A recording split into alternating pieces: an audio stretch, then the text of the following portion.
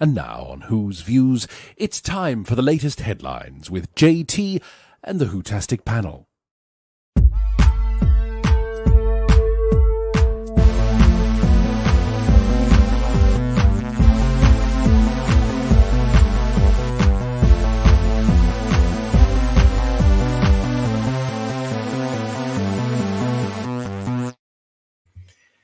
Hello, welcome back to Who's Views. This is another headlines for you. Very, very welcome. Nice to see you all in the chat. And yes, we'll be coming right round to you very, very shortly. Have you heard, though, Doctor Who fans aren't happy with respect, what's new, and who's animated? It's all coming up in this particular show. Joining me this evening, I've got Third Doctor Ian and I've got Paul. Hi, guys. Hello. Hello. Listen, we're going to start this, actually, because it would be very, very amiss for us not to start this with some sad news. And in case you haven't heard, but I'm sure you all have. Of course, on Monday, it was announced that we lost Mr. Michael Jayston, one of our most distinguished actors in Britain. He's been around certainly for all of our lifetimes. The stars of such films as Nicholas Alexandria, Midsummer Night's Dream, and of course he was massive, wasn't he, guys, on the TV as we were all growing up for things like Tinker Tailor Soldier Spy. He was in the casebook of Sherlock Holmes. He made a massive impression, of course, in Only Fools and Horses, which I think a lot of people around the UK will know and love him for, because he played Raquel's father, didn't he? Do you remember that one? Yeah. And he did it so well. But of course, for us as Doctor Who fans, Mr. Jayston was known, of course, as the Valeyard. Yes, the Valeyard, which was the amalgamation of all the Doctor's darker side of his personalities and his characters. From 1986, The Trial of a Time Lord. He appeared in all 14 episodes, of course, of that particular series as the Valeyard, aka the Doctor, and made such an impression that the Valeyard as a character is still spoken about today, isn't he? I mean, this was sad news, wasn't it, on Monday? It was really sad, yeah. I'm very fond of Michael Jayston. He's done lots of things. Loving as a Valeyard, performances off the scale, it's brilliant. But I do remember being reminded of him doing an advert for a voiceover for butter, which really sticks in my mind. He did have a voice, didn't he? I mean, when you consider Trial of a Time Lord, until the last two episodes, he was literally just static. All he had really was how he moved on the spot and his voice. And his voice was so commanding, and it had that tone that just reverberated. He commanded your attention when he spoke, and he made that character his own. He's a great actor, sadly missed. Absolutely. I remember meeting him at a convention, as Sadeko was saying there. Sadeko was saying he managed to see him in Bedford in 2019. I met him at a convention as well, and he was quite mischievous, to say the least. But he was a gentleman as well, and he was quite forthright and straightforward with this. And it's always annoyed me that in this day where everybody has played the Doctor, it seems, Mr. Jayston is now the only one that never appears in the lineup of Doctors from the BBC. And I've been saying for a couple of years now, why? If they've got one-offs, like whatever her name is in the Whittaker era, Whittaker herself and John Hurt, why isn't Michael Jayston in there? Because he was playing a future version of the Doctor. It's just one of those little things, guys, that's always grated on me, because they never seem to acknowledge him. Yeah, he played that amalgamation of all the Doctor's dark sides between his first and 13th body, and there wasn't a hint of a woman in it, was there? There wasn't, no, but I mean, it was nice to see some of the usual tweets from Mr. Jayston appeared on Tweet X on Monday, and amongst them was Nicola Bryant. I just got a message today: the incredible Michael Jayston has left us. He was an absolute gentleman with the biggest twinkle in the business, an extraordinary raconteur, and one of the loveliest men I've ever met. No more long lunches. Bonnie Langford also got a tweet out just over a week ago. I was with this wonderful man, as you can see in that lovely picture. We laughed about when this pic was taken and all the joy and jokes we shared on Doctor Who. So sad he's gone, but so glad he was here. And then his long-standing pal, his mate, Mr. Colin Baker, my dear, dear friend Michael Jayston, has left us today. I am absolutely devastated. He was warm, witty, clever, naughty, and a very fine actor and a wonderful man. His thoughts and love go to his wife Anne and daughter Katie. Heartbroken and goodbye, my friend. Isn't that was just That is lovely. I mean, the tweets were lovely, but that one coming from Colin itself, oh man! I mean, you can tell that this guy's going to be missed, really, can't you? Definitely, lovely sentiment there. Really nice. Yeah, it's perfectly worded. I don't think you could put it better than that, really. I don't always agree with everything Colin Baker says or writes, but they're faultless. Yeah, so we couldn't really, could we, who viewers? We couldn't start the show without just acknowledging the fact that we have lost Michael Jayston, our very own Valeyard, the future Doctor himself, and BBC do the right thing, put him in the lineup. Yeah, absolutely. To be in there. Thanks for tuning in. This is Whose Views. This is headlines. Oh, and Michael is saying, sorry, is it? Yeah, it's Raymond. Sorry, Michael loved Michael in A Bit of Ado with David Jayston. Absolutely, that was a cracking one. That one, wasn't it? And I forget. Tardy Spider's always saying that as well. Do not forget A Bit of Ado. Peter's saying, we the fans know who he is. Absolutely, absolutely. And Garbage is saying his voice was one of a kind. It certainly was, wasn't it? You know, yeah. But it was the way you were saying how he played the Valeyard there in Trial of a Time Lord, Ian, as well. Mm. That Saturday night when the way they all played that scene, where it was the big reveal of who the Valeyard was, knocked us all for sick, because nothing like that had ever happened in Doctor Who's history before. You know, where you're seeing this is a future Doctor that had never been done before. You know, probably never even thought of before. But here he was, and the way he's just standing there and he's looking at Colin Baker's Doctor like. It was just perfect. Yeah. And Dominic Glynn's wonderful music around it as well. Just totally perfect. He's a man that I think we're going to, as classic fans, we're going to miss around the circuit as well. I think the way they did that reveal as well, because you had the master on that screen. It just said the Valeyard, or as I've always known in the Doctor, and then he just carried on. Yes. And it's just like, hang on a minute, you what? And then the Doctor says that, and it comes back and really does the impact of the reveal. It was so understated, blink and you'll miss it at first. Yeah, the way Anthony Ainley drops the Valeyard, doesn't it? Yeah. Brilliant. It's fantastic. Yeah. It was so well done. The whole piece about that, lovely direction, brilliantly played by all the leads there, and nicely done for that. So, yes, but Michael Jayston, God love you, and best wishes to his family. And of course to his friends as well. Yeah. God bless you. We do have another update for you as well, Who viewers. If you're watching us here on Headlines on Sunday, we of course were talking about the what can you call it? A BBC staff member and her tweets, her exes, whatever we call them now, Dawn Quaver. So if you were with us, you will remember all this and some of the shocking material that she had been putting onto her personal social media as well. As we were broadcasting, it was actually revealed that Miss Quaver has now left the organisation. From the Mail Online, senior BBC worker who called Jews an invader species was sacked by broadcaster as workers say it is a grim and frightening time to be Jewish at the company. So this was released on the 5th of February, as you can see that at midnight.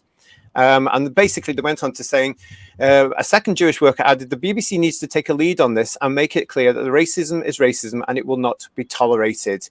A spokesman for the Campaign Against Anti-Semitism said, these posts are utterly horrific. Racist conspiracy theories and Holocaust denial have no place at our public broadcaster. But what is becoming increasingly tiresome is us having to point this out. Barely a week goes by now without some figure at the BBC publishing some inflammatory remark relating to Jewish people. Something is terribly rotten at the BBC. Well, we were saying on Sunday that they hadn't acted. While we were on air, they obviously did, and the news trickled through. So again, we just wanted to give you an update on that because that actually, obviously, we needed to do that. So that was that element of balance there to say, look, there was the resolution. But it seems to be continuing in the BBC, guys. It's a bit of a worry. It's not the exception, is it? It's more the rule. To be quite honest, I do think that the cynical side of me, which is a very large side of me, thinks that the BBC were doing it because of the outrage at it. If not as many people had picked it up, she'd probably still be there. I think it was a reaction to the outrage, not a reaction to what she did.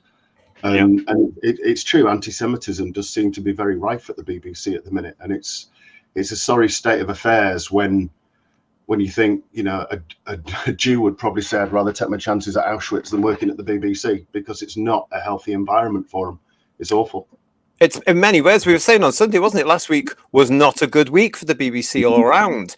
This week so far has been slightly quieter after this particular news, but goodness knows what else is going to happen. But you can guarantee everybody that when something does, we'll be here to report the headlines to you as part of this show, because it's all going on. I want to say thank you to everybody that's in the chat. Great numbers again this evening. I'm going to say hello to you all now. We will come to you very, very soon. And see what you're all saying in there. So keep going on that. And you might be interested in this next story we're talking about as well, because, well, do you remember a certain person called Mr. Chris Chibnall? Sorry, who?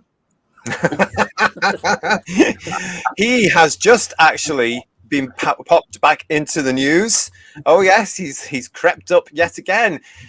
Because he's got a new play starting, basically, which we're not going to bother to plug or anything like that because we don't like him. But we will report this particular story.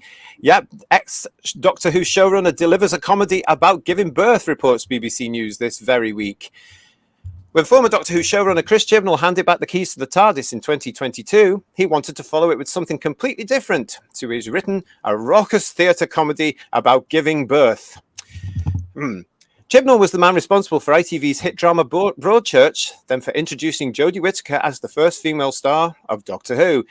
And his 4 years steering the BBC series as head writer and producer have left him with incredibly fond memories. We had such a great time making it, he says. I'm so proud of the stories we told and the people we worked with and of Jodie's Doctor and the companions and all the writers we brought in and the things we did with the show that were new. I really feel super proud of it. Even the viewers' mixed reactions were totally fine, he says. We knew that going in, Chibnall says. You don't cast the first female Doctor if you're thinking you're going in and just do the same as been done before. Okay. Can I say something? There's a bit of wording I object to there. It says steering the ship. He crashed it, didn't he? But he also points out that he went into this deliberately to upset the status quo, in a sense. That's how I'm reading that. He knew that, and we speculate around the story of Capaldi's departure and Whittaker's approach, but we do know that he has said that the only time he would ever take Doctor Who on is if he could have a female Doctor Who, which meant that they had to get rid of the incumbent Doctor Who, even though allegedly he would have liked to have stayed on a couple more years. That's what we hear. That's the speculation. It's never been denied. I mean, this article, I mean, come on. I mean, it's ridiculous, isn't it? Yeah, he's got that appeal. I feel super proud of it, but even the viewers' mixed reactions were totally fine. Mixed reactions? He destroyed not just the fan base, but he destroyed the UK's love of the show. They left in their droves every single week, even with Consolidated, for those that are watching. Even with the Consolidated, they were going down every single week for bar two. I mean, come on, what planet is this guy living in? Chris Chibnall, isn't that the guy that was on telly in the 80s saying JNT did crap Doctor Who? Well, there you go. Yeah. He can't face reality, can he? He never could. He's how you could be proud of what you did and what you did to the entire franchise, if you want to call it that, and be proud of that it's like you've had an accident in the bathroom, you've missed the toilet, and you're saying, "Oh, look, actually, I'm proud of what I've done." It's an embarrassment. He should just disappear and never come back. Well, talk about denial, eh? Yeah, talentless. I think it's interesting, though, Ian, you mentioned his appearance on Open Air. If you compare any of the poorer episodes of J&T, like this is for Phil, like Time Lash, for instance. Sorry, Phil. Yeah. Even Time Lash is better than 4 years of Jodie Whittaker. Oh yeah. And Time Lash was not. And Time Lash is good. Yeah, but it makes you reevaluate some of those things, doesn't it? Really, when you go back and watch it. I mean, come on. Thank you for all your comments. We've got some great comments coming through. TARDIS Travels. We don't have fond memories. Peter's saying, "What a liar." Yeah, I mean, oof. I don't know. Digby is saying the whole Quiver affair is making it very hard to justify paying the license fee. How someone with those opinions feels comfortable about expressing them makes me think the Beeb is right. how many people have cancelled their TV license after everything that's going on in the BBC? I have no idea, but we soon will, because I'm expecting figures to come in at some point in the next wee while. So when I get them or when I know about them, we will be talking about them. Medley Funk is saying about the Chibnall, is it a play about a man giving birth? Now, I mean, that's the other thing. He's part of this whole thing that will think a man can be a woman, and if you wrote a play about a woman, I would assume giving birth. Well, one of his episodes had a man giving birth, didn't he? So I don't think anything's That's right. Yeah. He's an absolute Fruit Loop. Well, but show me any of them that aren't. Yeah, true. You know, I mean, come on. This is Robin. Hello, Robin. First time on a live stream. Welcome, Rob. Nice to see you. Love the content. So refreshing to find other like-minded fans. You'll find a lot of them, I'm sure, on this particular stream as well. They're all with you in there. So make Robin welcome, everybody. Hope you've subscribed as well. So if you do have finders, please do subscribe. I know Kirsty and Garbage are in the chat as well. So thank you to those two for making sure everybody's welcome and keeping an eye on everybody there.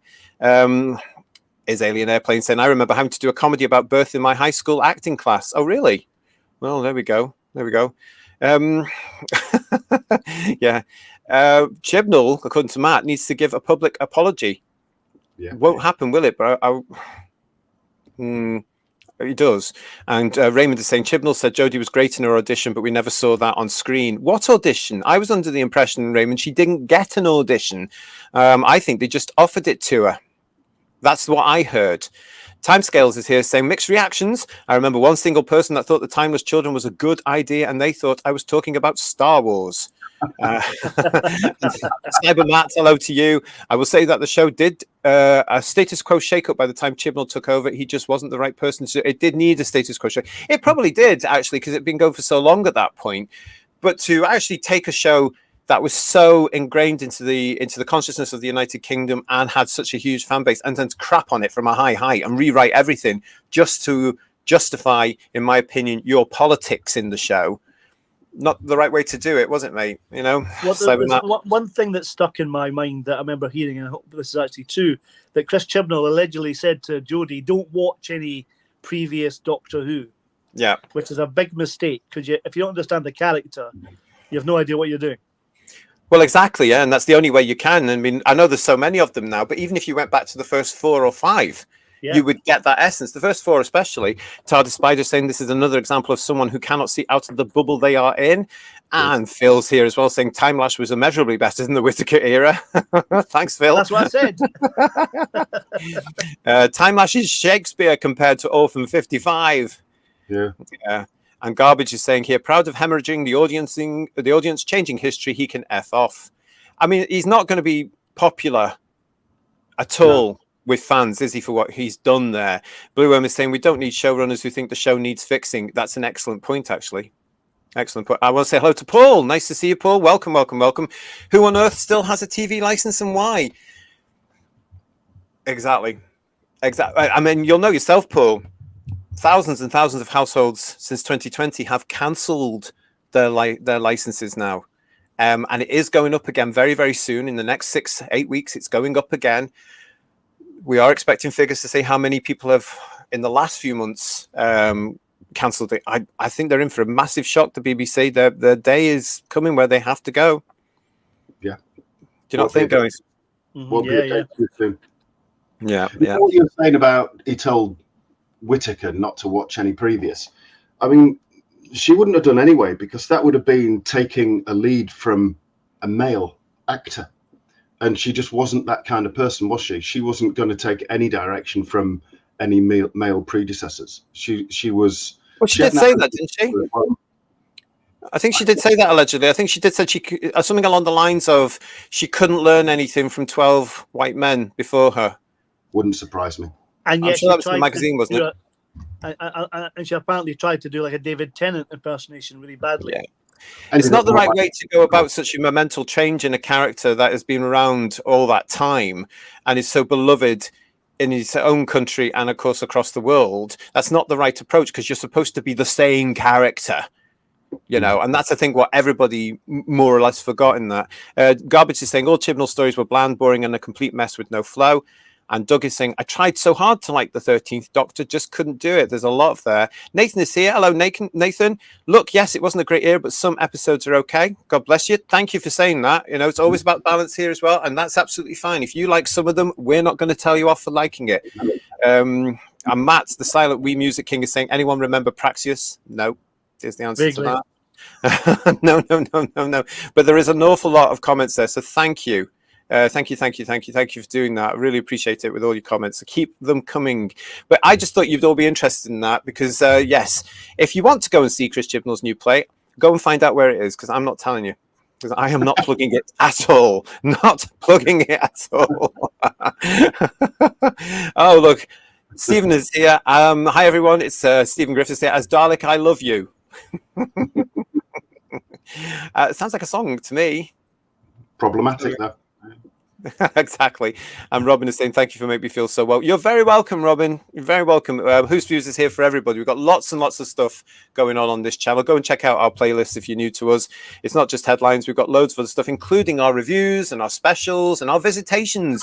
The latest of which was last night when Bedouin told us all about his trip to the BFI at the weekend to see the season 15 event, which also showed Horror of Fang Rock on the big screen. So if you haven't seen that one yet, go and have a look at that one. But it's nice to see you all. Keep your chats coming, everybody. Great to see you all.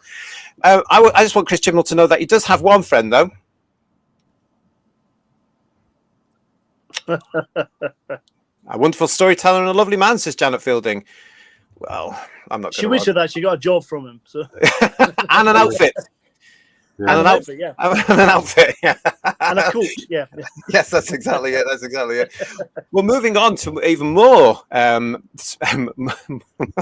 I can't say that. Moving on to something else that made me laugh. Have any of you got the Doctor Who magazine latest special edition? Not many of you, I can hear. But this was the editorial. Now, this is the Doctor Who magazine editor, Jayston Quinn. And he makes me laugh on this one here because in this, he says, sure, there were 10 months. This is 2023, by the way. Sure, there were 10 months with no new Who on TV, but then just like buses, along comes a whole fleet of them. Yes, 2023 was a very good year. Or is that an understatement? It's more than an understatement. It's a downright lie. 2023 was an absolute washout of a year. I mean, are these people? They're all delusional, aren't they? They're all absolutely off the rock. Are they terrified of their paymasters or something? I don't get it, Ian. I think they are. I think they are, definitely. They have to toe the party line. But what's he all dressed? Is he like a budget Captain Jack or something? Captain Hack? I think he's definitely. I think you can tell he's definitely a Doctor Who fan. Yeah. It's more like Inspector Gadget there, but isn't it? Yeah. Well, this was from the 2024 yearbook, and he called 2023 a very good year. If you want to know our opinions on that very good year that we seem to have missed, go and have a look at our review of the year for 2023 on the playlist, because we were very honest and we all came to the conclusion that it was rubbish. Absolute rubbish last year. No Blu-rays, nothing on the television, no repeats, no conventions, apart from all the brilliant fan ones that were done, but nothing official. And they made us wait for 3 alleged specials that didn't even acknowledge 60 years. And then went on and preached to us all with personal bloody pronouns and how trans people can save the day. Oh, please. What planet's he on? Very good year. Do me a favour. Do me a favour. Anyway, that's my rant. I don't know if any of you want to talk about it. Just made me laugh. That made me laugh. You know, well, like we said, you know, season 20, the 20th anniversary was a much better anniversary year. If you want a good anniversary celebration, buy the Blu-ray box set for season 20 if you want a good year. Yeah, the only one that came out. Cybermat Straki said, man, this editor is everywhere. He is getting to be a bit like a rash, isn't he? You know, I've noticed this myself. Garbage is saying Disney have their own problems. Cough Gina, cough Elon, cough Lucasfilm. Good luck to her if she ever comes across this show. Good luck, lady. I know a lot of us are behind you, so good luck. Good luck. Peter is saying, was it? As in, was 2023 a good year? Of course it wasn't. We know that as fans. I keep saying, don't I, Pete? 1983, even 1993, for heaven's sake, were much better than 2023. Fantastic celebratory years there. And actually, 1983, done by a production team that actually understood the significance of an anniversary as well. That's all I'm saying on that one. 1993, when we got 30 Years in the TARDIS, I mean, that was done by somebody that really knew the subject, and you could see they loved it. Yeah. And because it was all in house at the time as well, I can just imagine those people doing all that in 1993, sitting in BBC Worldwide as it was then, being told, what do you want to do? Because nobody else would have understood it, and they go, oh, we can do this, and we can put this little title sequence together, we can brand it this way, and we can have this logo, and what a great job they did with 26 years worth of content back then. Goodness me. There was no Doctor Who TV series in 2023, says Timescales. No, there wasn't. It was all those 3 alleged specials, wasn't it? I mean, I just thought, again, that was just something absolutely ridiculous. Sadeko, what are you saying? Definitely a washout anniversary. I barely got excited for the 60th at the 11th hour, and then Starbeast threw cold water over it. It's a familiar pattern for most of us, isn't it, really? You get to that ending there and you go, oh, crying out loud. Yeah. Pete, you're not funny. And Bedouir is joining us here to say, breathe, JD, count to 10. Yes, I have to learn. I have to do that. Cybermat Strikes is saying, in Australia, Doctor Who feels as dead as a Dalek. Oh, we're going to be looking a bit more about things going on in Australia very soon. Raymond is saying to us, the highlight was the season 20 Blu-ray box set. And Matt is saying the Starbeast, the message is more important than the story. Well, we're getting used to that now, aren't we? Oh, and Paul, new to our channel, says Doctor Who magazine can't be far off folding now. I used to collect it, but wouldn't touch it after the Capaldi era. I wouldn't buy anything with that Whittaker era logo on it. It used to be great during the wilderness. It was, wasn't it? Considering that the show wasn't on, guys. Paul's right, isn't it? I mean, they got through those 15 long years by being fans. Yeah. I love those previews they did to the books when the books were coming out, and they did the little mini stories, almost like a prologue to the books. I thought they were fantastic. But yeah, I got it from issue 1 in 79 all the way through. I just saw it past 500. I got a Tom Baker signed 500 and all that malarkey. But as soon as it went Whittaker, and it was basically a Christelle D advertising rag, it was like, nah, sod that, and I never bought it since. Yes, hold that thought, because we are going to come into that sort of thing very soon as part of this particular show as well. Thank you very much, everybody, for all your comments. You are a very lively bunch, and I absolutely love it.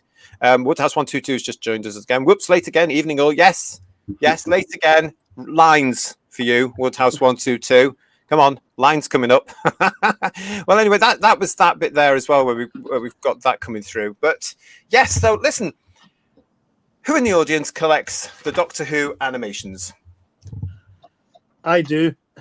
Well, I don't until they're $7.99 in the bargain bucket at least a year later. I'm quite happy to wait. But you do buy them. Let's face it, you do buy them. People do buy them. And good for you for doing them. Let us know in the chat what you think of the animated ones are, or what you think of them, and what's your favourite one out.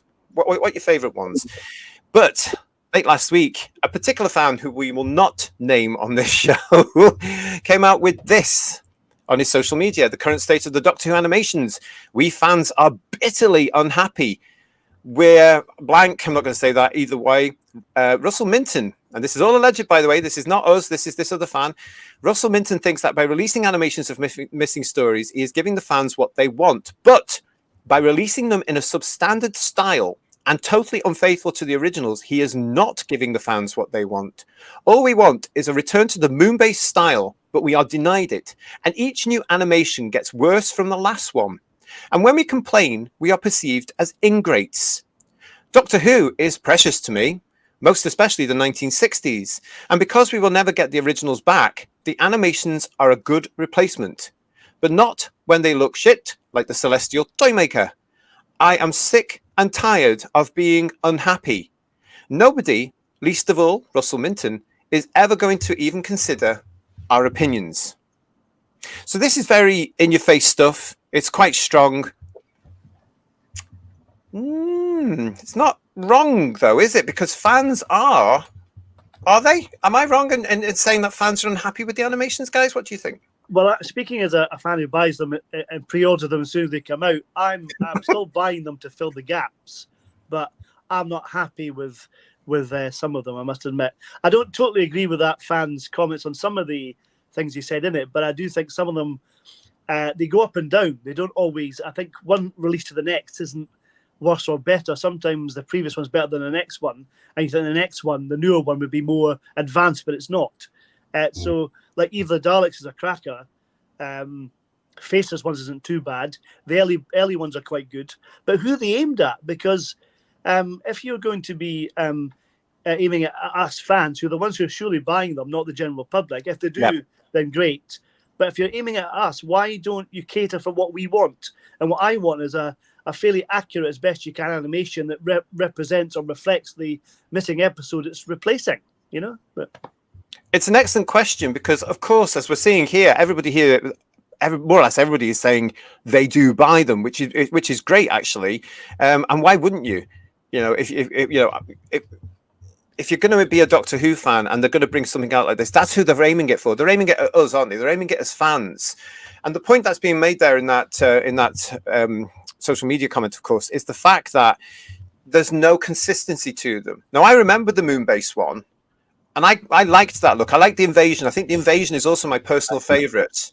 Yeah, and we know why they didn't continue with that.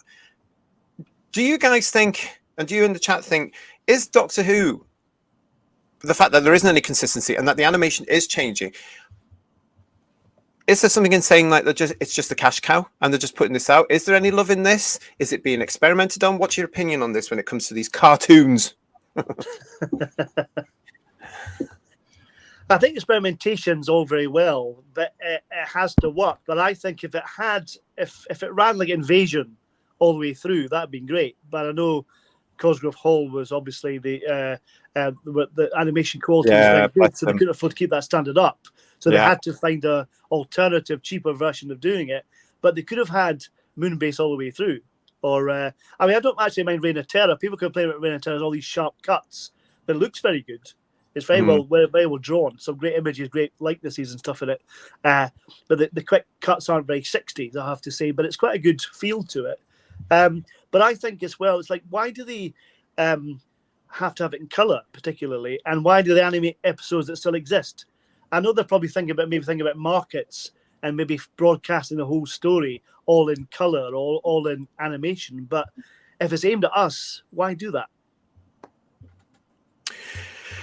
Yeah, it's a good point. Ian, when you look at these things, I mean, when do you get them? For example, I know that Paul gets them here. I'm a nerd. I've told you that already. Yeah. I'm quite happy to wait for at least a year because I know it's going to come down because I think the price of them are astronomical. And guess what? Actually, some of them I have managed to find for $5.99 because I've been waiting. Just a little tip: if you can wait. What about you, Ian?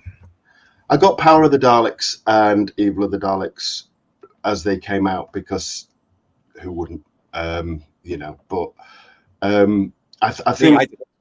Well, yeah, but I think as fans, there's nothing we'd like more than to look at our DVD shelf and see every story there. So there is that little bit of a thrill to see Celestial Toymaker, to see Moonbase, to see all of them, and know that they're there. But at the moment, the animations is the only way to go. But yeah, the quality is up and down like crazy. I do like the Moonbase. I particularly like the Invasion. Brilliant. I don't always feel like if it was an old story and it came out, I would watch it straight away. But if it's an animation, I won't necessarily. Remember, I told you off the show a while back that I'd got Underwater Menace. Yeah. But Macroterror. I'm talking bollocks. It's Fury from the Deep. And I opened it. There was a disc missing, but I'd had it for about 8 months. So I'd got it, but I'd not watched it. And then I unsealed it and there was a disc missing. I was like, damn it. But so I don't feel the urge necessarily to watch them straight away, although I did with the 2 Troughton Dalek stories. But I think it will, we might get this in about 5 or 10 years' time. I personally look forward to the missing stories being AI generated from scenes from the telesnaps, a bit like we saw years ago. We had the loose cannon ones, didn't we, with the audio matched to the telesnaps. Mm-hmm, I think, you know, it's not a million miles away now to scan those telesnaps, because they're all in sequence and they're decent quality, and then have the AI fill the gaps, so you've actually got basically film footage again, match it up to the audio, and you'd effectively have the episodes again. I don't think that kind of technology, space age 20 years ago, now with AI and everything else, I don't think it is.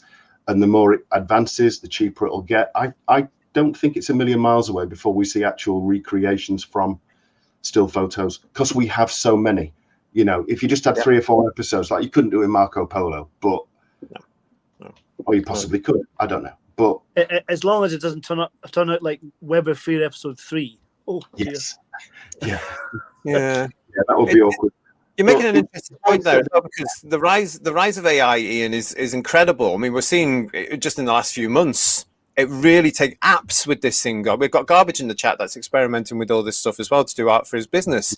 It's very, very interesting how this can go. And we've all been speculating over the last few years what will come out next, because we've had the animated, so we've got the collection, but how will they sell it to us again? You know, and we all assumed it would be the color episodes. Really? After the Dalek one, that's possibly not going to happen, because that hasn't shifted, I believe, and allegedly, as much as they anticipated. But no surprise there, because it was utter crap. So this might be the next way to go, wasn't it, really, when it comes to this? I look at how to actually reanimate these lost episodes again to us, because by goodness, they must know, BBC Studios must know that there is a gold mine there, and short of the episodes actually turning up, which, you know, the further away we get from it, the more the world pulls itself apart, the more unlikely it's possible, in my opinion. That could be the way for them to go. We've got lots of people in the chat talking about this now. Celestial Toymaker looks terrible, says Pete. TARDIS Travels is saying, I don't think the animations are great. Sadeko 24, the Moon Base and the Invasion were the best animations I've seen. The first Power of the Daleks release was the worst. Harry is saying, I really like the Power of the Daleks animation. Do you know what? I've got it there, and I don't think I've ever watched it. It was given to me, and I don't think I've watched it because I just can't. My experience with the cartoons is rubbish. I'm gonna call them animations. They're cartoons. Raymond Williams, Evil of the Daleks is my favorite animation. I won't be buying the Celestial Toymaker. Oh, the fan version on YouTube is far superior. Yes, we spoke about that last year, and that was a really good one. Cybermat Strikes is saying the Toymaker animation looks very shaky. It does, doesn't it, really? And Gary is saying to us, RTD has all the missing episodes locked away, so the animations hope for that. Allegedly. But that was funny, though. Hiya, Richard. Nice to see you. Thanks for joining us. Lovely to see you. The new Scooby-Doo looks absolute rubbish. Well, there's times when I see some of those Doctor Who things, and it does remind me of the 70s Scooby-Doo. You know, there's this frame things where Shaggy's got his arms always like that, and Scooby-Doo, you know, it's really brilliant. I think the trouble is, I think they can do Daleks very well, but human beings are difficult to get them to walk and move properly, you know. And it's a shame for a sci-fi show. There's so many human being type creatures in the sci-fi series, isn't it? Woodhouse 122 is saying Evil of the Daleks was about the best of the recent ones, and Doug is saying I agree with Paul. That's nice to know, Paul. There you go. Yes, lovely. Thank you, Doug. Thank you. The animations, they timescales suffer from budgets. BBC has the ability to do better. Disney could do better. Pixar could do better. I wouldn't want any of them near Doctor Who, to be honest. Timescales, I don't care if Disney, because we know where Disney stands. I wouldn't want them there. Pixar, owned by Disney. I don't want any of them near classic Doctor Who. Hands off classic Doctor Who. And I would rather a British, no offense, I'd rather a British animation company who can do animation was hired. And I don't mean one that's just been started up to get the gig. No.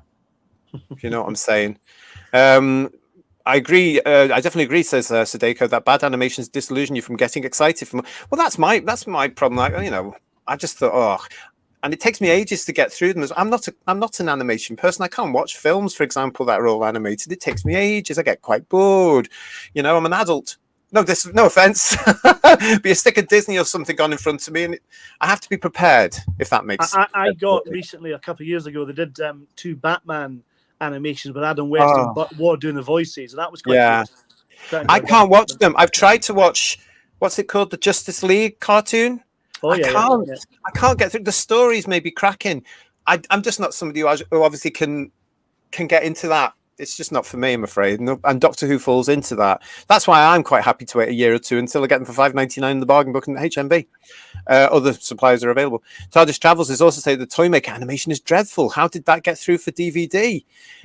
Yeah, there's a lot of this, isn't it, about it? What your guys' takes on what we've seen so far for the Celestial Toymaker? One of these stories we've all wanted, and then they give us this. I kind of agree what the who said about the fan animation online. That's so much better. But this looks, of all the ones to be experimental, this could be experimental, but it's gone horribly wrong. And I think because of the character coming back, they had a time frame, so they couldn't delay it, send it back, say no, do something different. It was going to be put out there, regardless of what it looked like. So. Yeah, but it does look really, really weird, very angular, and yeah, it looks like all the characters have been drawn by a set square. It looks very. If anyone's old enough in the chat to remember Larry the Lamb, yes, Larry and Toy Town, it's a bit like that, really, isn't it? Yeah, well, yeah, it is really. Yeah, I know what you mean by that. So, TARDIS Travels is saying, I get it for the tally snaps and the extras. By God, they have to put some really good extras onto these things because they're quite pricey as well when they first come out. Anywhere between $14.99 and $19.99 for a DVD. So I'd hate to think what the Blu-ray is. Now, I can't say your name here. Exorphian? Apologies, I can't say that, but welcome to Who's Views. Nice to see them. I buy them nowadays. I'm more excited by the photo reconstructions that are included as an extra. They are more faithful to the broadcast episodes. Let me know, were you around in the 90s when that's all we had in Doctor Who Monthly? Because they put these things in Doctor Who Monthly. Do you remember the negatives, guys? Yeah, the missing episode telesnaps by John Carrera. But it's actually interesting. Another bugbear is about why did they cut bits out of the story that they can't animate. If you can't animate it, don't animate it at all. Like the rough and tumble machine section from Macroterra is one example. Yeah. And of course, they've got into hot water as well from fans, haven't they? Bearing in mind, as we're saying here, these things are for fans. We're the only ones that are going to buy this. The public are not interested. They're not going to watch a animation of a lost 1960s story because A, they don't care, and B, why do that? They're not going to do that. But it's a case of being able to say, hang on a minute, if you're doing this for fans, then stop shoehorning in the new series into the old series. That got me as well. I couldn't stand all those, what they would think was clever references to something that's going to happen 50 odd years later. Get away from yourself. Stop it. And then, of course, they changed a lot of the ethnicity in a particular one as well, didn't they? Because a certain person decided, oh, that wasn't on. So therefore, hang on a minute, you're not speaking for all of us. Again, you're dictating. And it all ties in with this whole thing that's going on right now of being overtly PC, you know? I mean, it was made in the 60s and things were different. Just put a sticker on the front of the packaging and go with it, you know? But again, it's for us as fans. We know that. And if the younger fans can't handle it, well, screw them, quite frankly. Apparently, they did show them on BBC America, didn't they? I think they were funding them for a while, and they showed the full animations in colour on BBC America to an American audience, presumably. Well, you can put a trigger warning on, or you can sell the DVD with a spare nappy for the bedwetters that can't cope with it. But it should be faithful to the original. Yeah, I think so, because it's not demand. I mean, we as original Who fans, we want to see it as close to as possible as they made it back then, you know. And certainly, I've always said to people I know, what would happen now if it's suddenly if something cropped up now, one episode of something now, would they not show it if it was on PC? We're going to be coming to this very shortly because we're talking about Talons in this show. To stay with us, it does open up those can of worms for them. Where does the madness stop? You know what they're doing there. How dare you, meddling funk? How dare you? Celestial Toymaker animation is barely a step up from Mary Mungo. I loved Mary Mungo and Midge as a boy. You can now get it on the tube of Who. I loved it. Oh, I can't do that. But yeah, that Mary Mungo and Midge. And for those of you outside the UK that don't know, was a fabulous kids program. It was one of my favorite as a wee man. I loved it. It was on at lunchtime with Richard Baker's narration. You won't know who he is at all. He had this beautiful voice. Go and look it up. Mary Mungo Midges. It was a children's classic about a little girl and her dog and her mouse. How innocent. Midge is problematic. He's very naughty. So, yeah. But we all loved him, didn't we? Yeah, you did. So, stop, Madeline Funk! You're going over my knee. I tell you. Mary Mungo Midge is far superior. So you've got. It's opening. It could open a can of worms. This, but are fans right to actually, with that social media posting there? Is it a valid point that needs to be expressed by more fans? Do you think? Well, I'm interested to see what sales they make from what you call the non-fans, or people who just buy it for their kids or whatever. What the sales demographic might be, because if it's not just us, then who are the other people buying them, and what kind of numbers are they selling it? Yeah. It's now difficult to try and get these sales figures for all these things. So you can go by Celestial Toymaker went into the top 3. I know on DVD. I can't remember. I'll have to check my facts on the Blu-ray. I think the Steelbook did get to number 1, but only for a week. Now that would suggest to me that actually it's only fans buying it because it drops out the week after. Yeah. So all the fans rush and go and buy it, and it's not enough to do that. Whereas the collection box sets stay for a couple of weeks or so. So that does suggest that some sci-fi fans are coming to it as well, or genre fans anyway, not just diehards like all of us for Doctor Who. What's the Deco saying there? The Cosgrove Hole ones, God love them, felt like they were making a proper thrilling anime-style cartoon. Power of the Daleks just felt like they were just animating talking parts and nothing else. What do you make of that, guys? Well, I think that's true, definitely. And the subject of anime is a fantastic John Pertwee anime with the Daleks and the Masters. Oh, yeah. Fantastic. Yeah. If they do an anime, do it like that, it'd be great. Yeah. Completely. Yeah, it's like it's chalk and cheese, but compared to the Invasion one. It is, Ian. It is quite old now, and it's very stylized, isn't it? With all those sort of neon bits in there. It's a great story. It gets you excited, and when the two masters are together, you actually get a genuine thrill. And they've used kind of like snapshots of the dialogue as well with some of the characters, which is great. Edited together to make a new episode. Really good. I'd like to try and watch a Doctor Who animation in that style to see if I could get through that, because it wouldn't bore me, because it's colourful and it's fast and it's action paced and it's got all those whizzy bits, a bit like Battle of the Planets, which I adored as a kid. I loved that show as a kid, and I got that vibe coming from that little thing. So whoever did that on YouTube, because I don't think any of us remember, congratulations, that was a lovely piece of work there. It must have taken ages to do. Raymond is saying when they go for the cheapest style, then they don't care about the source material or us fans who want to buy it. They obviously think we will buy anything. I agree with that. As a merchandise tramp that I am, or was, I think they got to that point that Star Trek got to, where they realized you can slap a logo on anything.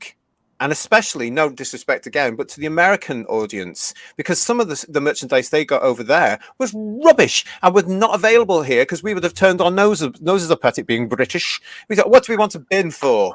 What, we want a bin? Oh, please. No, But I think there is an element of that, Raymond. I think you've got a very valid point. But Bedouir here is saying, unfortunately, the animations are now being done on the cheap, and that is reflected in the quality.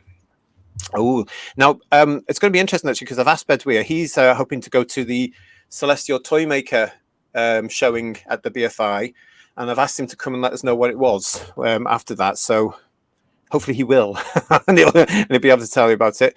I got the power, says Garbage. I mean, I have Power of the Daleks. That's the other thing they ruined with animation, wasn't it? Even though it was an animation back in the 80s and 90s, that He-Man and She-Ra thing, not quite the same. That was the other thing, Paul, I tried to watch. Bloody awful. Yeah. When it appeared on Netflix. If it ain't broke, don't fix it. That's it. Well, they killed him in the first episode. They're like, what the hell is this about? So I switched off from that moment onwards. Cybermatch Strikes. It's easy to take colour away, hard to add it back. If I was animating, I'm sure I'd want to think in colour. Yeah, okay. Yeah. Raymond's saying Fury of the Deep is the one I like the least. Trying to make. Do you know what? I'm having problems keeping up with you all because I can't remember them.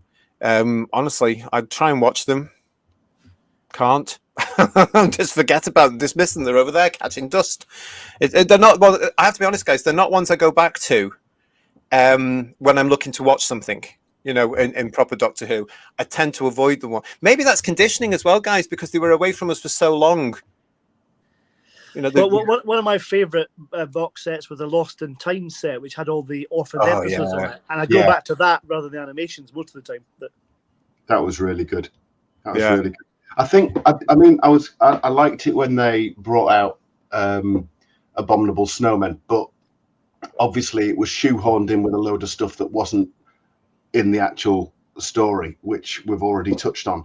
But what I really liked about the Abominable Snowmen DVD was the Toby Haydock going to the filming locations with Fraser Hines. Oh yeah, okay. That was absolutely gorgeous as a feature. That was the highlight of that release for me. Not so much the episodes, that feature. It was just seeing as it is now, but with the police box there and everything. I mean, it even took Fraser Hines' breath away. Yeah. And it was amazing. Really was. That was lovely. Well, it's in the wrapper. I'll have to go and watch that after the show. It's really worth it. It's lovely. And they cleaned up part 2 beautifully as well. The existing episode's really beautiful on that set as well. Right, I will look at that. I promise you, and then I'll let you know what I think. Exorphion, is that a Blake 7 term? It sounds like it should be. They are streaming color animations for free with adverts on several online streaming services in North America, Tubi, etc. They get more sales to broadcasters by color animating the whole thing. Good point. That is a good point, and that's probably why they've got the 2. Because I think I personally think that their main aim was to try and get these onto television at some point. I personally don't think they're of the quality to put on TV. Are they on the iPlayer? Yes, they are. Yeah. Are they? Ooh. Not all of them. The earlier ones are definitely on there, I think. Daryl is with us. Hi, Daryl. The animation should embrace their own graphic style in moody black and white. It's been a very inconsistent take post the invasion. Totally. Yeah, get that. Watch a Daryl Joyce animation. Yeah, well, Daryl's brilliant at the animations. You know, I mean, I would watch something based on his artwork. Yeah. Amazing. Yeah. I mean, Daryl, there's a point for you, mate, isn't it? I mean, God, can you imagine you doing one of these things for release on a commercial DVD Blu-ray? I would buy that, and I probably would watch it because Daryl's art is wonderful. Big fans of Daryl here on Reviews. Yes, we will admit that. Hardy Spider is agreeing with me. No, Disney. And here we go. Daryl is actually saying to us he worked on the backgrounds of Power, but I have to admit I've never watched it, but loved the story though. The story was always mind-blowing, wasn't it? And because it was one of those things that Power of the Daleks that wasn't there, it had that mystery. remember the fuss everybody when the novel came out? Oh, I devoured that novel for days. You know, trying to get through the novel. Oh my god! Do you know what I mean? It was a good book. Actually, it was a good release because it was a story we'd all waited for, and when it came out, it wasn't your standard Target 126 page. Let's whiz through it. It actually was really meaty and went into the story, and yeah, it was a really, really good book. Yeah. Woodhouse 122. The fish people dance was hilariously awful in the animated Underwater Menace episode 3. Haven't seen it yet. Probably won't do for a couple of years unless it comes down at Christmas in the bargain bins. Blue Planet, give it to Aardman. Ooh, interesting point. They've got some lovely animators with them. Ooh. Oh, just stop it. Peter's saying K9 would look like Goofy. How near to a very particular point you are. Pete, that could have happened if Bob Baker and Paul Tams hadn't put their foot down with Disney back when they were doing the TV K9 series. We'll be coming to that at some point in the future, so stay with us. I know you will. Timescales is saying JT's right about not having any American company do the animations or anything related to Doctor Who. I totally agree. Yeah, I'm always a bit worried when I say things like that because I don't want to annoy people outside the UK. But I do believe wherever possible with Doctor Who, we need to keep things in house into the UK for lots of reasons. We've got some great people working here, and they need to be employed, basically. Yeah. Oh, look at everybody saying here. Yeah, great. Thank you very much for all these comments. As I say, keep them coming. Gary's saying to us, I can't watch animation cartoons or puppets anymore. I need real facial expressions and body language for any emotional connect. Oh, he's put something into my head now about what I could be experiencing there. Maybe I do need that sort of reality acting type. Oh, aren't you clever, Gary, when you want to be? Well, certainly they lose the expression for Patrick Troughton in most of the stories, don't they? Oh, yes, that's a good point. I think Gary's onto something there, because when you look at Troughton, that wonderful face, and he's able to put all those emotions, and when he's thinking, and when he's actually being slightly devious as the second Doctor as well. But the comic side, he's putting on that comic side. Tomb of the Sideman, is one of those, isn't it? Where he's yeah. a little bit sort of plotty. You know what I mean? He's sort of foreshadowing his seventh incarnation in that one, isn't he? You've just described the one of the issues that they raised in Robots of Death with robophobia and Grimwade syndrome. Or was it Grimwade or Grimwold syndromes? Grimwade, yeah. Grimwade, because they couldn't relate to the robots because they wanted body language and all that kind of thing. Remember? Yeah. We're getting very, very deep on this show this evening, aren't we? Look at all these lovely things we're attributing here to Psych. Kirsty's telling us that she loves a DVD charity shop hunt. You can find lots and lots of Doctor Who stuff now in charity shops up and down the UK. It's as though since Chibnall's era, strangely, it's as though people didn't watch and got rid of a lot of their collections.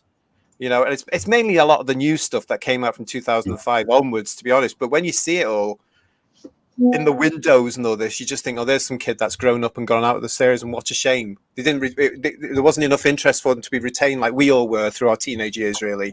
You know, because we even got through the late 80s. Let's have a look at this. Yes, I was around in the 90s, and even before that, pronounced Zach Sorfian, even though I made up the name. Ooh, we've got some clever people watching us on this show, I tell you. It's lovely to see you all. Paul is saying to us, speaking of extras on Blu-ray, the classic series shorts are to be rested, apparently. Funny that, when these very shorts have been all over YouTube, smashing views against current Doctor Who. Now, we were talking about this off air as well. And actually, if you watch our show yesterday with Visitations with Beduia, he mentioned this because he was there when Pete McTeague sort of mentioned this. It wasn't an announcement as such. He mentioned it at the BFI at season 15 and said, basically, creatively, he was exhausted and coming out of ideas. And also there were only 10 of them working on these things, and there was no money for them, and there was no way for them to make money back. So it wouldn't surprise me if certain strings have been pulled. Let me just say that. It wouldn't surprise me. He'd had an email through RTD saying, "Stop it, you're making me look shit."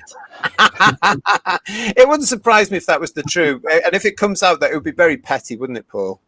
Yeah, certainly. Don't make me look crap. That's it. Yeah. Don't look better than me. Yeah. Yeah. Personally, I'm going to go with the thing that Pete McTeague says, that he's just exhausted, because he's got another 3, I think Bedouin said, another 3 planned that they've got to do. And we've also got to face that, not wanting to be horrible about this, but look at the seasons that are left. There's not many around to publicize them, really. They're going to have to come up with interesting, and no animation. Dalek, I love you. An anime cartoon of the Third Doctor and the Daleks is wonderful. All animations should be done this way. It would certainly attract the kids, wouldn't it? Yeah. Yeah. Daryl is telling us Power of the Daleks was colorized after it was completed by BBC America. Right. And I take it then it was it broadcast, Daryl, on BBC America as well? I would imagine if they invested in it, they would have done. And of course, they don't anymore, do they? And Dalek, I love you, saying, I love Maury. You're a man of absolute style there. Animation does not lend itself as a replacement for live action film. To me, it doesn't match up together. So it's hi Darren as well. He's joining us. It's a very mixed bag here, isn't it, guys, about what's going on here with all this and the animations. So we want them, but we want them with consistency. I don't think that's too much to ask for, is it? Not at all, because I mean, we want to have episodes that almost as much as possible represent what's missing. And if it's not got that atmosphere to it, or if you play an animated episode and watch a live action episode, sometimes it's very, very jarring, isn't it? Yeah, that's true. That is definitely true. I think we just want them to be faithful. I think the word is faithful. Faithful to the originals. And that's not what they always are. Yeah. So if anybody from BBC Studios is watching, please don't be led astray by your lovely, lovely teams that are working with these things. Listen to your fans, because as somebody mentioned earlier, we get the impression that we're not being listened to. I don't get the impression. I just know we're not, ever. We're just taken for granted, like we have been with these bloody latest episodes. Oh, they'll come and watch it anyway. Didn't you learn anything with the Chibnall era? Well, can I say something? Maybe it's reverse psychology. We have to say we love the current era, and they'll cancel it.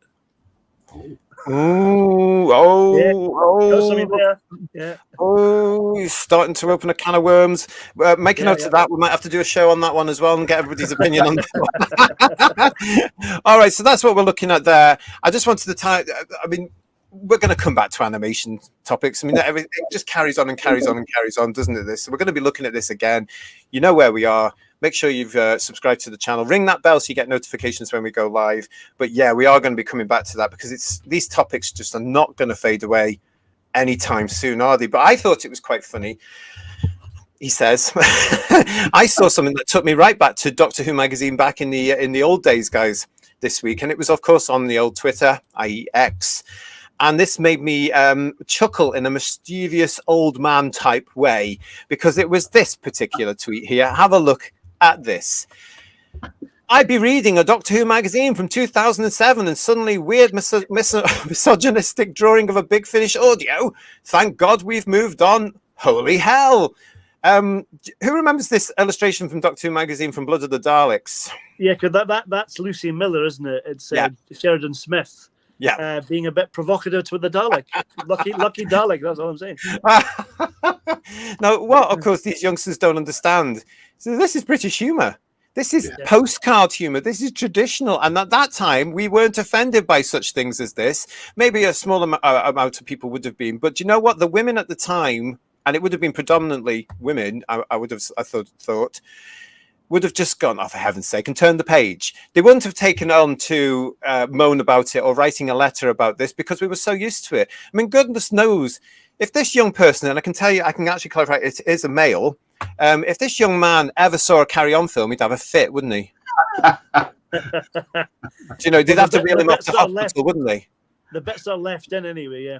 Well, yeah, if you ever showed him one of the unedited versions on DVD, on Blu-ray now, on the Blu-ray versions now, the lovely Blu-rays, you would have to cart him off to hospital because he'd be having fits, wouldn't he? Absolute fits. It was just ridiculous. And then this came up on top of it. He was upset. Freaks upset at me because of this pick get bots in their replies. Now, I speak English, so I don't actually understand this language at all.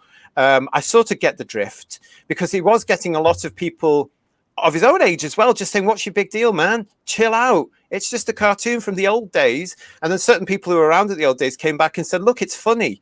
It's not misogynistic. It was just British humour. Bless. Basically, it does show you, though, doesn't it? It's ridiculous. You know, just, I don't know. I give up. How would they react to the pictures of Katie Manning with the Dalek? Well, they would be problematic. Well, it would be freaking out there, wouldn't we? Peace is actually saying yes. A&E straight away. Darren is saying, make him watch Carry On Camping. Can you ever just imagine him? Oh, TARDIS Travels is saying what you're saying there, Ian, as well. Katie Manning nude with that Dalek was better. Richard is saying, this idiot does not comprehend a proper noun. Yeah. And Kirsty is saying it's giving a funny Mallorca. She loves it. It's actually more Blackpool as well, isn't it? Yeah. You know, it is. Yeah, as Garbage says here, it's postcard humor, and it was only 2007. You know, and Sadeko was telling us it's actually accurate to the story. There's a scene where the Daleks are posing as humanitarians, willing to accommodate refugees from a devastated world. Lucy tries to get picked by Flashing. Really? Big Finish wouldn't be doing that these days, would they? No, they wouldn't. I've got that. I've heard that, but I don't remember that bit at all, bizarrely. But... Really? So there you go. So maybe somebody should have got back to that young man saying, listen to the bloody story, which I think was called Blood of the Daleks. Yeah.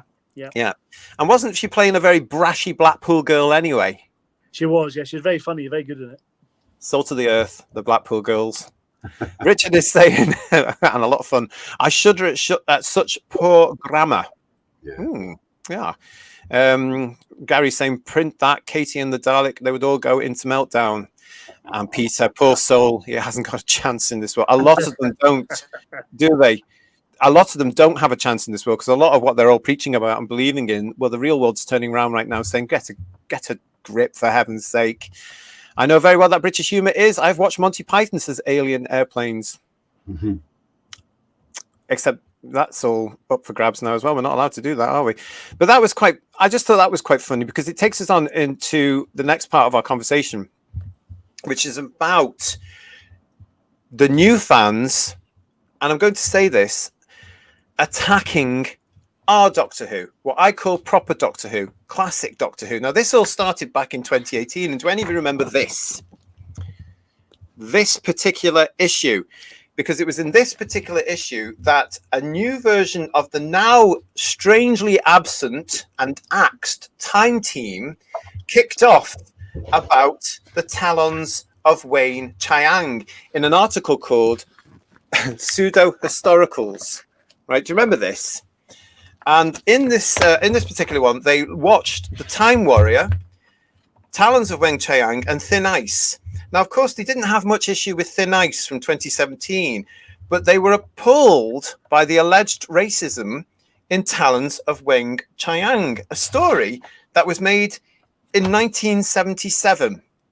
Now, this has actually come back out this week because there have been fans on social media wanting it cancelled and wanting it edited and wanting it remade. There were too many conversations going on to do any screen snaps for it. But this was coming on this week. Paul, you also saw something about this, didn't you, as well? Well, there's been lots of bits and pieces on various forums about this over the years. And I think it had a disclaimer. Was it on Canadian television or a Canadian streaming service that had a disclaimer about it? In fact, it might not have been shown in Canada for some reason. So there have been problems with it. Yeah.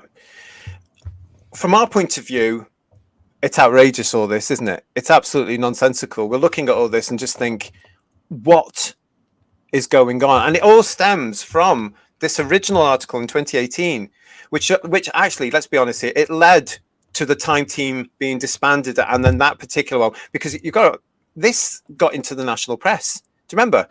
Through this article, it got into the national press where, this Gen Z or millennial or whatever they are can't stand this, they don't like it, it's been racist, and so they axed. Eventually, the Time Team disappeared, which is a shame because it's an original iteration. It was actually quite interesting, but it's never been appeared again. TARDIS Travels is saying yes, they were just Gen Z. Matt is saying Talons of Wayne Chiang is a good plot, bad representation. What do you mean by bad representation? I mean, people have to remember that this was Britain in the 1970s. We were not a melting pot like we are today. You had a few bit part actors, didn't you? But you didn't have any real leading characters that were of that ethnicity, which is why you got them doing what they did, with the leading guy basically being made up. But all the others, the bit part actors and everything, they were all, I think, authentically of that ethnicity. It was just 1976, 1977. That was what Britain was like. I think with the Time Team, they are looking at one of the stories that is one of the standout stories from those first 3 years of Tom Baker. And when you consider what's in that first 3 years of Tom Baker, it takes a hell of a lot to really be a standout story, because they're pretty much all bloody good, really good. But you've got Talons, a fantastic story, and they probably do like it, but they're going away beating themselves up because they feel that their doctrine says they shouldn't like it. And that's more what they're being driven about. We must be seen to not like it. And then probably they're going home afterwards, and putting the DVD in on, thinking, "Oh, isn't this great?"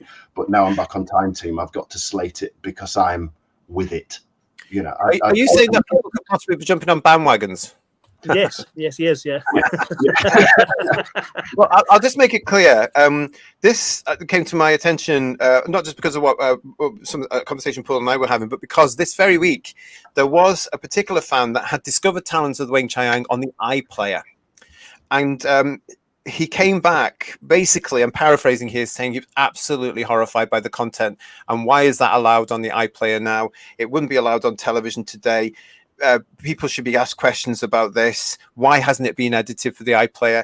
Now, the guy apparently is strange and worryingly, he's 22 years old.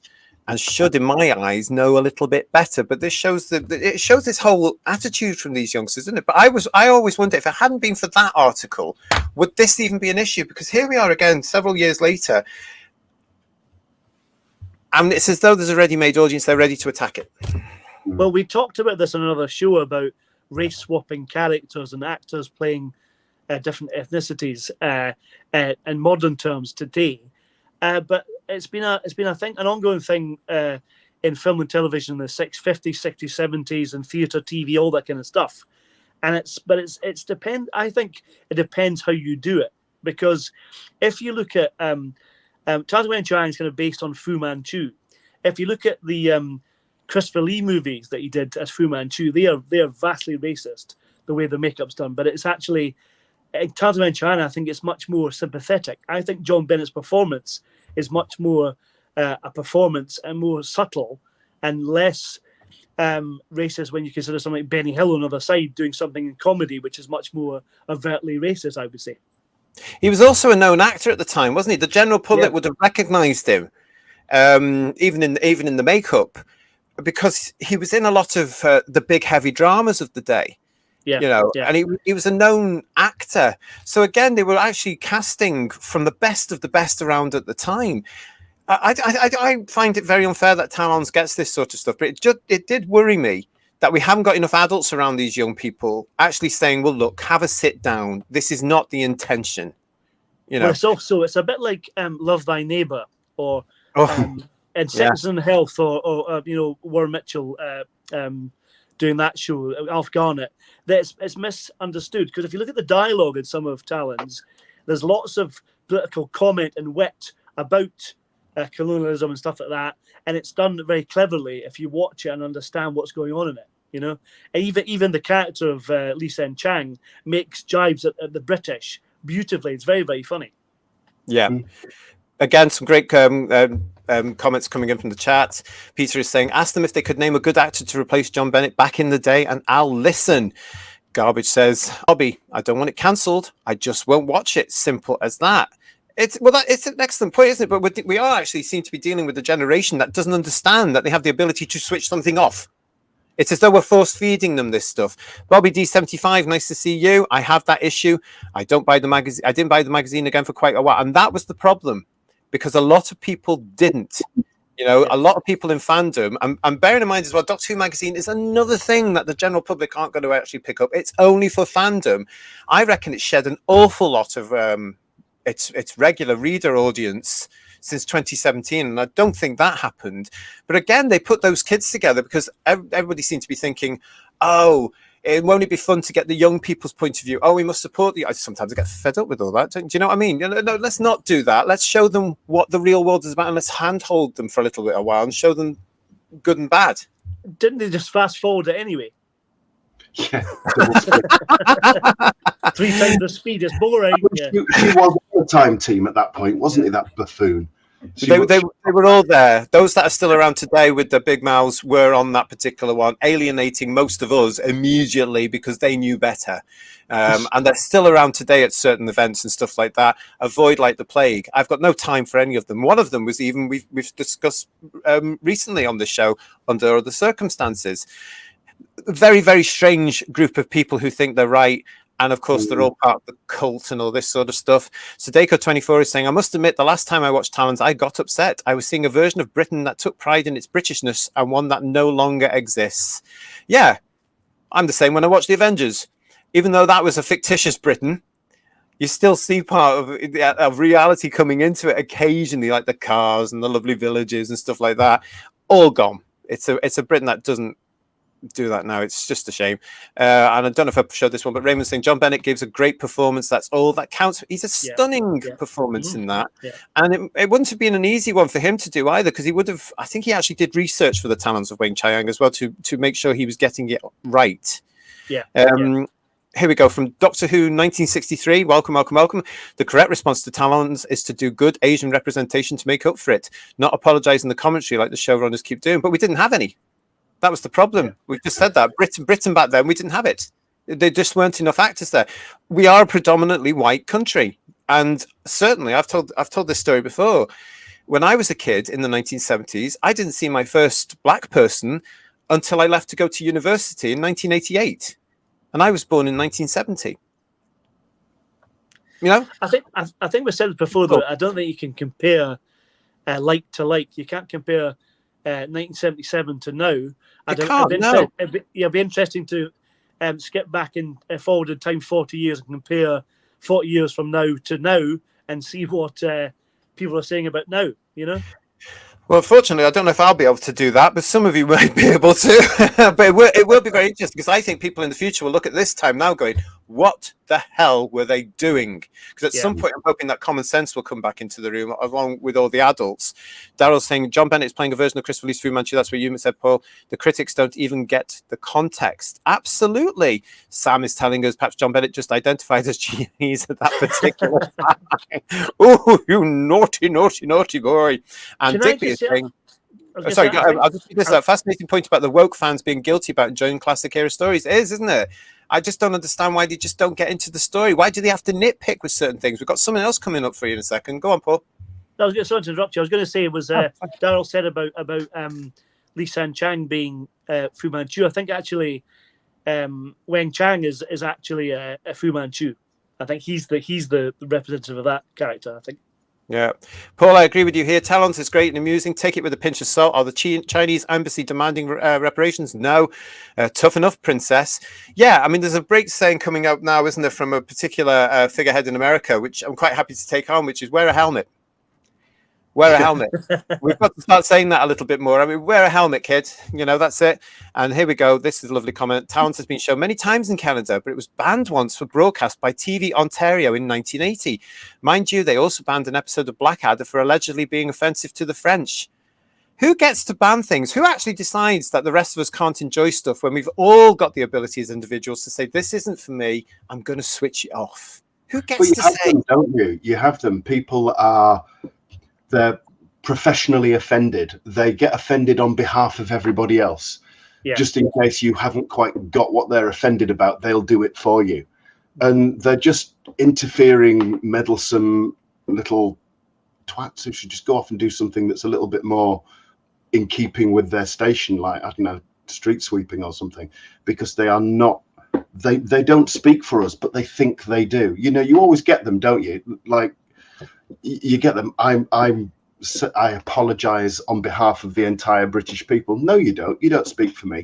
You think that your opinion is right, therefore you think you're speaking for everybody else, but they're not. But they are obsessed thinking that they are all the time.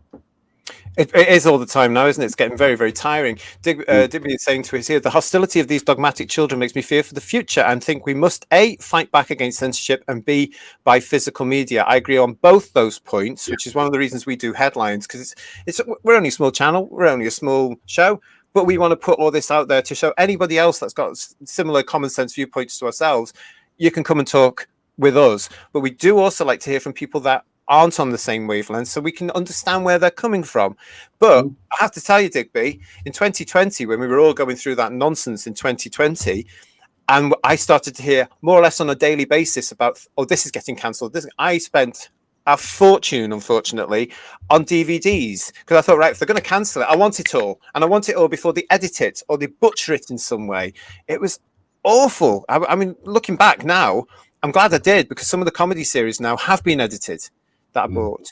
You know, I'm glad I did. But physical media all the way, and get the originals whenever you can, like the original carry-ons. Don't buy the edited versions.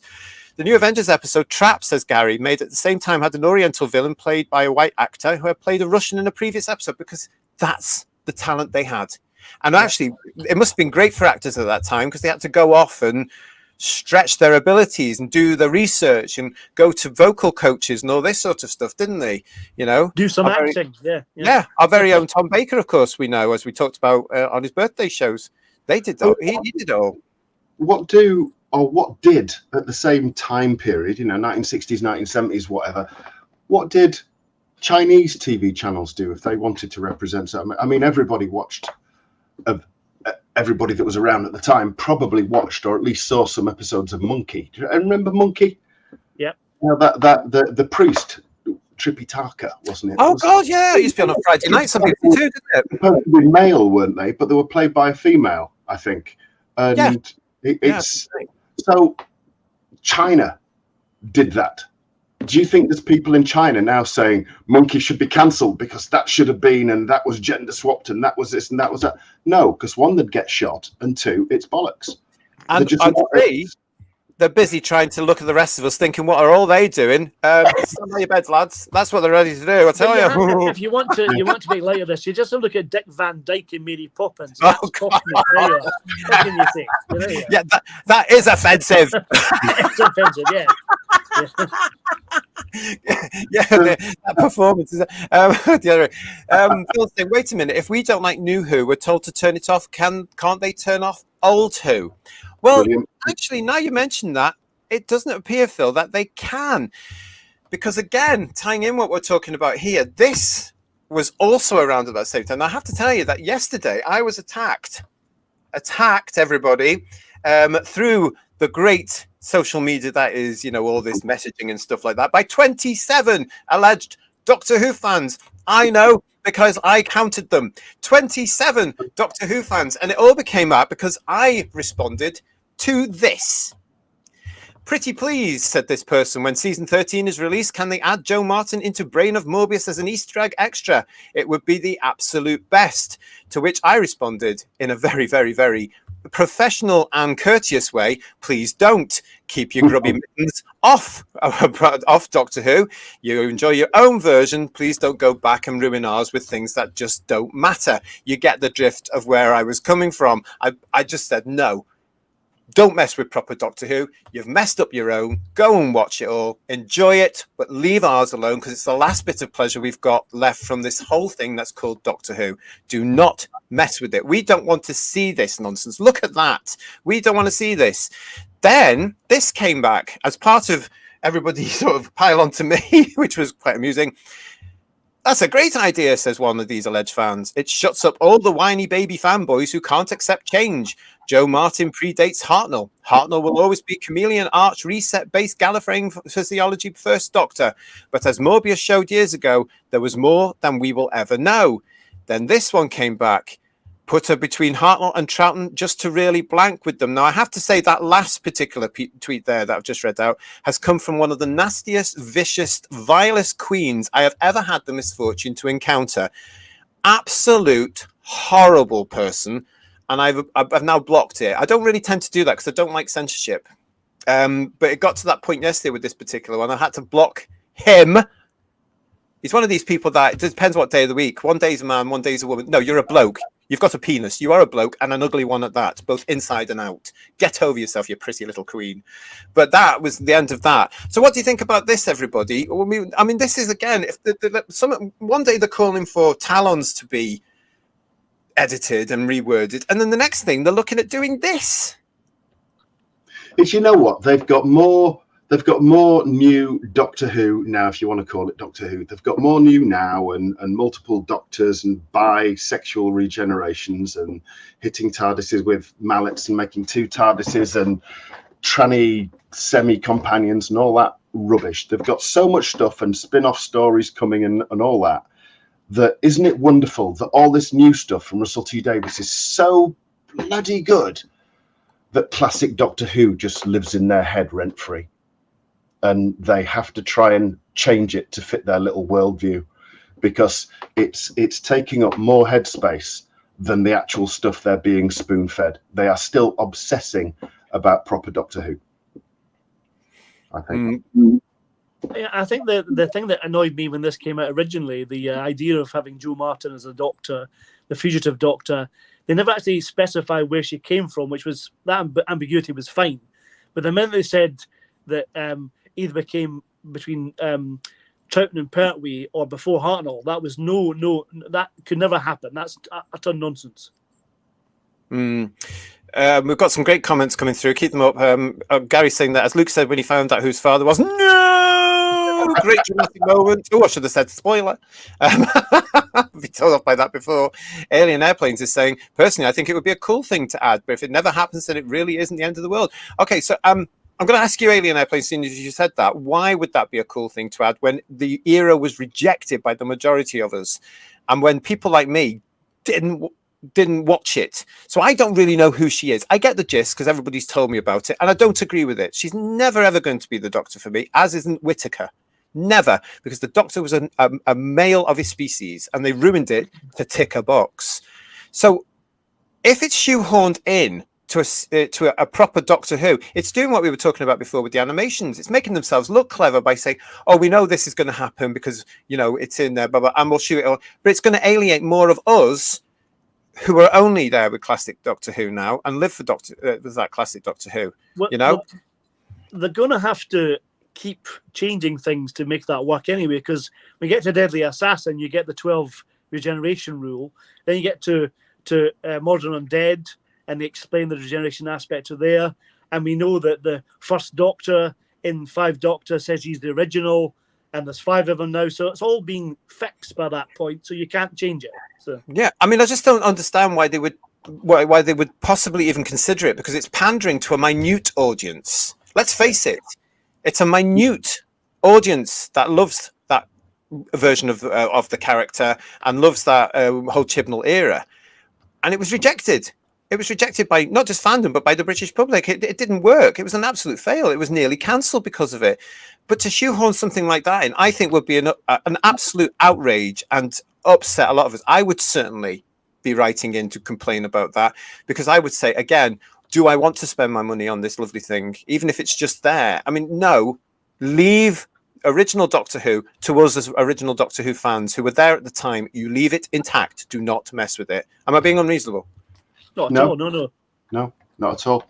You go back to the 3 Doctors, and you've got the scene on Gallifrey, as yet unnamed Gallifrey at that point, obviously, and you have the 2 head Time Lords, one of which I believe is the President, and I think it's the President of the Time Lords, who says, "Show me the first Doctor," before he changed his appearance, and they show Hartnell. So that's the President of the Time Lords saying, "Show me the first Doctor," and it was Hartnell. So balls to all the rest. It was I see Whittaker and all that as a parallel universe stuff. It's not legit. It's not canon. I don't see it as canon or anything like that. I just disassociate it from everything else. And yeah. It's going to be difficult to do, because obviously Russell T Davies is clamping down on that as well, isn't he? He's saying no, it's fine. He's going to deal with it. He's already put some of it into these episodes to clamp down on that.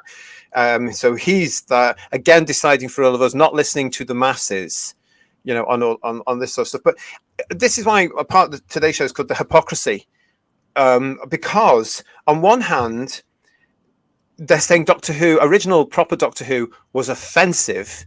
And yet they're quite happy to shoehorn stuff from the Whittaker era in just to piss us off, basically, and get at us. As that tweet said, yeah, all the pale white guys, all the older ones, they can get upset by this, and let's upset them. Why? We're the main breadwinners on this show at the moment, not you guys, not you lot. We're supporting the classic range as we always have done. Why don't you just leave it alone and go and piddle off with your own version with Whittaker and the other one, whatever her name is, and Martin and Gatwa? You go and deal with that, which is not Doctor Who. It may have the name, it may have the police box, it may have the version of the theme music, but it's not the same show. It's absolutely obvious. It's not even the same character now because of what they've done with recreating Hartnell. Yeah, say the police box. So that's for now. Well, problematic, isn't it? Police. Yeah. Raymond is saying they are jealous because they will never have anything as good from the 1970 to 77 golden era. Very probably. Paul, it's incredibly disrespectful to alter the essential DNA of Doctor Who. Tweaks are fine, but leave the DNA or you get a mutation. And that's where we are now. Fair point. Peter Harrington is saying they ain't got a Scooby. They should try being creative and make their own characters, not standing on the shoulders of damn good actors. Yeah, it's all these things, isn't it, really? What's coming on? Nathan is saying that would be sacrilege. Stephen Rogerson, hey all, no, leave Classic Who alone, please. By the way, what was Monkey? Oh, you'll have to Google that. You'll have to Google that one. Get in for a treat. Yeah, I think they remade it, so make sure you get the original version, because the remake was rubbish. And I think that was a remake for Netflix. But go and look at the original version, mate. That'll scare the pants off you. What's it there? Darren, if they want to lose sales for the... yeah, that's the other point that Darren said. If they want to lose sales for the season 13 set, go ahead. Do we think this is a dangerous thing? This is obviously some petty fans trying to wind people up, and by God with me it did, because I just said no, leave it alone. And then these 27 people come off the back of this, and then these two examples are in there. Do you think this is something that they would possibly try and look at doing? If they do it, it has to be like they did with Colour Daleks. You have the option to watch your own version. If it's on as an extra, it's a bit naff, but if you want to have it, you can have it, but I don't want it. I think a lot of us would be like that, don't you, Ian? Yeah, I think way too many read too much into the Brain of Morbius. And if you read the script book for the Fourth Doctor, where they talk to the director, they make it quite clear that you saw the earlier incarnations of the Doctor and Morbius, but people have just taken those other faces to be the Doctor. But what they do is, where they put too much credence on Brain and Morbius, they don't put any reference or even remember the scene where Davison was strapped down by the Daleks in Resurrection, and it also went backwards in his timeline. You saw companions as well, but it stopped at Hartnell, and there was no unknown Doctors in that. So, they pick and choose to fit their warped, twisted worldview. If they want to have Gatwa having some kind of Time Lord wrestling where they show faces and go back to Joe Martin and that little black girl that fell off a cliff, I don't care, because I don't take this as serious Doctor Who anyway. Just leave Brain and Morbius alone, because it was good, and the crap they've got now isn't. Well, there's actually an early example from Day of the Daleks as well, and the Daleks have the John Pertwee Doctor on the main analysis machine, and they see Hartnell, no one else. Yeah. But it's all through those 26 years. Yeah. It's all through there. There are 7 Doctors in those first 26 years. And it was always a case of the show is called Doctor Who, and it was always an unwritten rule. You never say what went on before the first episode of An Unearthly Child on the 23rd of November 1963. That was an unwritten rule. Nowadays, they seem to be able to say, actually, we don't care about that much, because everybody, as the BBC themselves came out and said, we feel every science fiction character needs to have an origin story. You actually had one. It was explained through the original 26 years. You didn't need to have any more than that, you idiots. Actually, leave it alone. Alien Airplanes is getting back to us here as well. If the people in the Brain of Morbius were meant to be previous versions of the Doctor, then showing the fugitive Doctor in that roster would solve a lot of theories. Now, this I remember having this conversation years and years and years ago. I dispute that they are the versions of the Doctor. I don't know where Chibnall got that from, and I wish he'd left it alone. I mean, the idiot. Basically, it's a wrestling match. You need 2 to wrestle. You've got the Doctor and you've got Morbius. Now, Morbius is bound to win because he used up all his lives. The Doctor's only had 3 incarnations plus his current body at that stage. That's why he loses. It's perfectly clear that Morbius is going to whip his ass because his lives go on and on and on and on because he used up all 13 of his bodies, for heaven's sake. And to be fair, though, to defend Morbius, though, he only had his brain dropped about 10 minutes previous as well. So. He really did. He really did. Mind you, some of these new Who fans have had the same, haven't they, really? Let's be honest. Yeah. Simon is saying to us, how could the show keep going after 12, 13 regenerations if things were not rejigged? Well, firstly, I would say, I wish it hadn't. I wish it had ended, because the resolution to the whole thing, they got themselves in such a mess, Simon. Oh, the Time Lords are no longer there. Gallifrey's wherever it is now. It's blah, blah, blah, wherever it is. They got themselves in such a mess. So when it did come to that, and actually, Moffat created the situation for himself as well, because when you think about it, he shoehorned in another incarnation, which is where all this stuff starts to spring from, with the John Hurt incarnation. So it moved everybody up one. So Matt Smith shouldn't have been the last incarnation. It should have actually been Capaldi. And there's so many things in science fiction you could do with that. The Sisterhood of Khan, magic crystals that could have come from somewhere. Look at all that nonsense with River Song passing her regenerations onto people. Oh, come on. There was so much we could have done. We didn't need to go back and for the sake of the series and say, look, he's not a Time Lord anymore. He was actually born a little black girl, box ticked.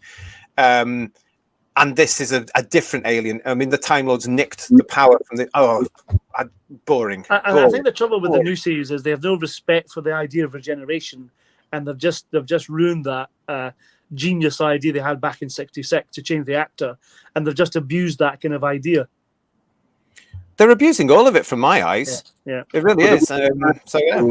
The regeneration thing was treated very lightly, wasn't it? When you saw the Doctor just had to rub his hands together and he could heal Davros, or rub his hands together and he could just fake a regeneration like he did on that boat thing with Bill Potts and everything. It's was not like no. Breaking Wind, is it? It's weird. Yeah.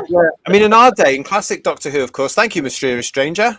Yes, we agree with that. In our day, of course, regeneration was to be was a mythical thing because it happened every so often. You know, every 3, 5, 7 years, this thing would come along. But it actually signified the death of our hero.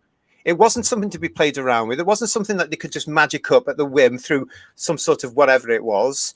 I still don't understand that about the reboot Who and why it did that, because it took away that whole mystique and special ability about the whole Time Lords, the mystery of the Time Lords. And the fact is, you mourned your character. It meant that the character had actually come to the end, had done something wrong, was fatally wounded or whatever, and was dying. There's no danger in that now. And that was the fascinating thing about regeneration for me. Yeah, they've taken the threat of dying away now, haven't they? So it's just a regeneration. They're healed, a new doctor's there, and the old one carries on living. Yeah. And it's just nonsense. Well, I'm kind of hoping they won't do that by regeneration again, because if it's going to be the norm for regeneration, that's going to be really crap, isn't it? Oh, that was just ridiculous, that by regeneration. I mean, again, that was taking the whole concept of regeneration and just crapping on it from a huge height, wasn't it? No surprise there with this current production team. Peter saying, Morbius brain blows. He reached his first generation. It's a battle of mind. It's a wrestling match. The doctor actually says it's Time Lord wrestling.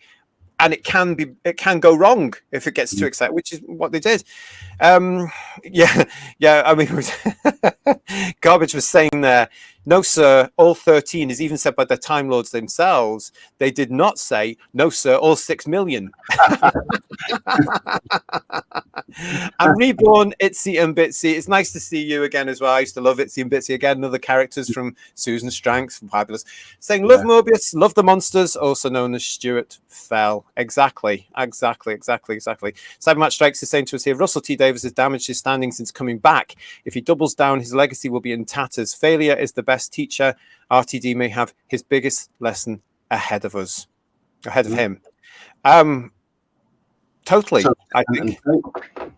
Yeah. Well, it will be interesting to see how the next episodes are what's the word I'm looking for? Are received.